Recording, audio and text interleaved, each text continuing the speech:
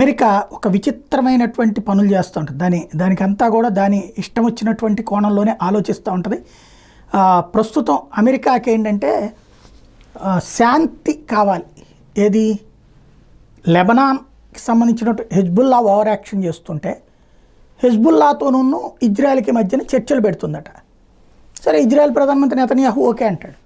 ఓ పక్కన తీవ్రవాదకారు ఇంతకుముందు హమాస్తో చర్చలు ఎట్లాగే, అట్లాగే హెజ్బుల్లాతో చర్చలు ఎట్లాగే, తీవ్రవాదులతో చర్చలు జరిపేది నాకు అర్థం కాలేదు. తీవ్రవాది అనేవాడు రేపు పొద్దున అమెరికాకి వ్యతిరేకంగా ఎవడన్నా తీవ్రవాది ఉంటే ఒప్పుకుంటారా? మరి ఇదివరకు బిన్ లాడెన్ వాళ్ళకి వ్యతిరేకమేగా, మరి బిన్ లాడెన్తో ఎందుకు చర్చించలేదు? తాలిబాన్లు అప్పట్లో వీళ్ళకి వ్యతిరేకమేగా, మరి తాలిబాన్లతో ఎందుకు చర్చించలేదు తమ దేశం మీదకి దాడికి రావద్దని?